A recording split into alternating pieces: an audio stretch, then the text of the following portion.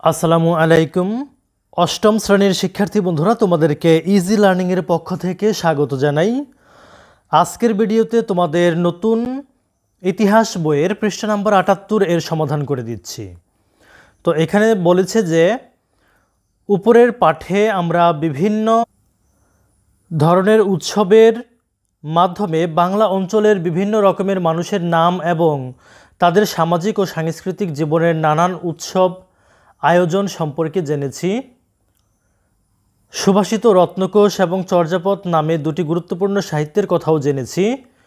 এসব গ্রন্থে বাংলার মানুষের জীবনের যেসব চিত্র অঙ্কিত হয়েছে তার সঙ্গে আমাদের বর্তমান সময়ের মানুষের জীবনের মিল ও অমিল চিহ্নিত করে চলো একটি তুলনামূলক আলোচনা করি।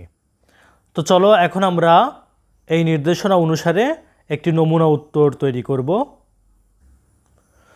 উত্তর: সুভাষিত রত্নকোষ এবং চর্যাপদে বাংলার মানুষের জীবনের যে চিত্র অঙ্কিত হয়েছে তার সঙ্গে আমাদের বর্তমান সময়ের মানুষের জীবনের মিল ও অমিলগুলো চিহ্নিত করে তুলনামূলক আলোচনা করা হলো।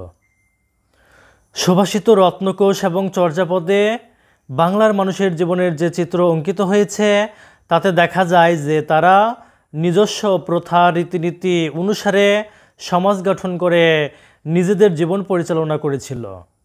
এসব প্রাচীন অধিবাসীদের প্রথা পদ্ধতি ও সমাজ ব্যবস্থার সাথে বর্তমানের উপজাতিদের সমাজের কিছু কিছু মিল রয়েছে।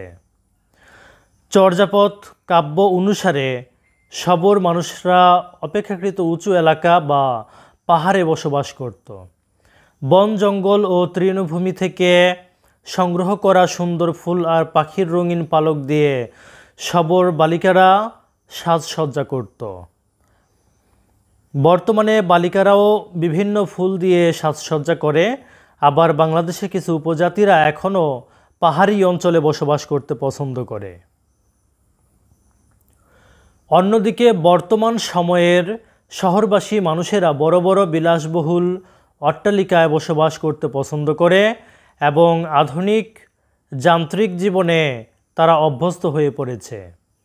তাই এই সবর জাতিগোষ্ঠীর জীবনধারার সাথে বর্তমান সময়ের মানুষের অনেকটা পার্থক্য লক্ষ্য করা যায়।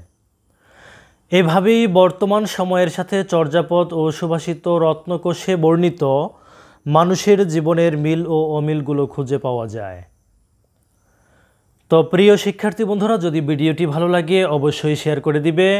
ধন্যবাদ সবাইকে সাথে থাকার জন্য।